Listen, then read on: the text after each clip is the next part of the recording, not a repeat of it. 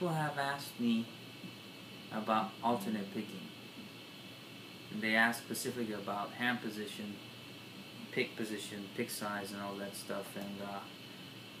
And usually happens when I get off stage, and it's just I'm picking up my equipment, I'm picking up my cables and stuff, and they say, "Hey, that's cool. That's what you do.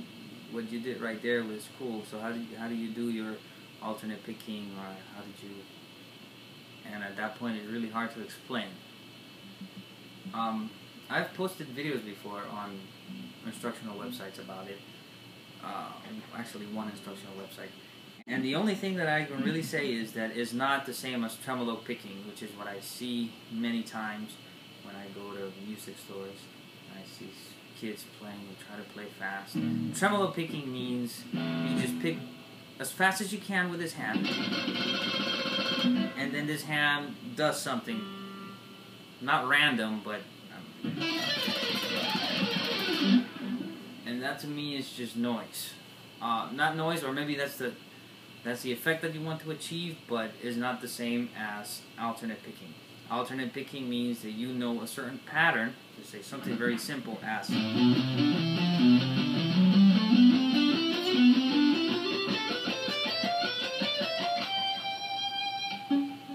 and you exactly, hit each note once, and you speed it up.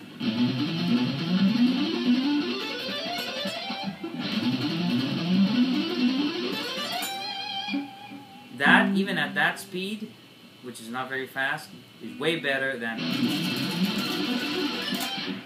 that's, I don't know, personally, I don't see what the point is. So,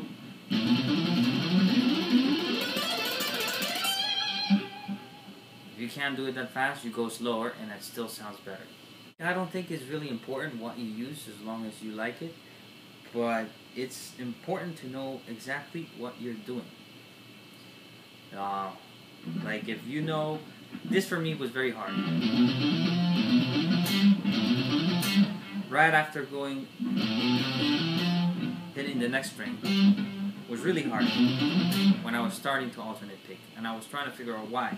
The reason is because I'm just doing an upstroke on the 5th string, and then an upstroke on the 4th, a downstroke on the 4th. That movement is really hard, and all I did was practice for the longest time just that.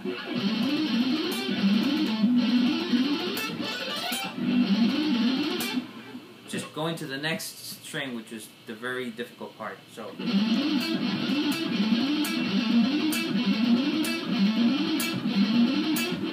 I laid myself to do that for hours and countless hours until I was able to do it.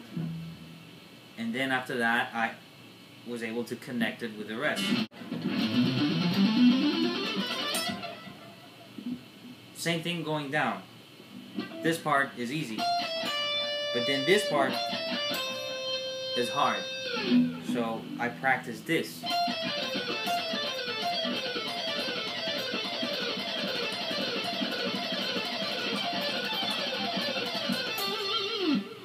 And then connect it with the rest. One thing that helps me, I didn't do this thinking about it, is just that I noticed that in order for me to do that move, it was almost like skipping a string, although I wasn't. So my hand does this. It like goes, and then it goes like this. I'm exaggerating the movement, but I'm doing.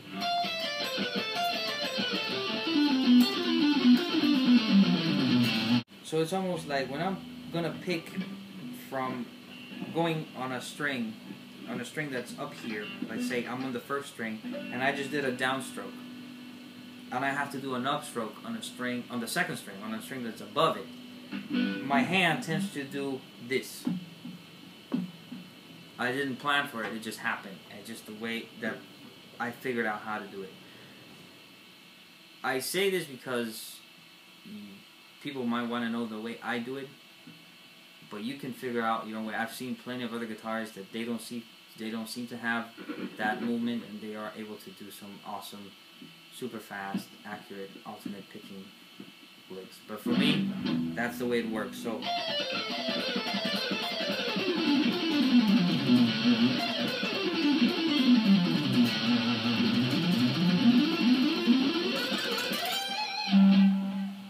And that's really what I have to say about it. So next time, when people ask me, I'm just going to direct them to this video, and it'll probably be clearer than me trying to explain when I'm picking up my cables,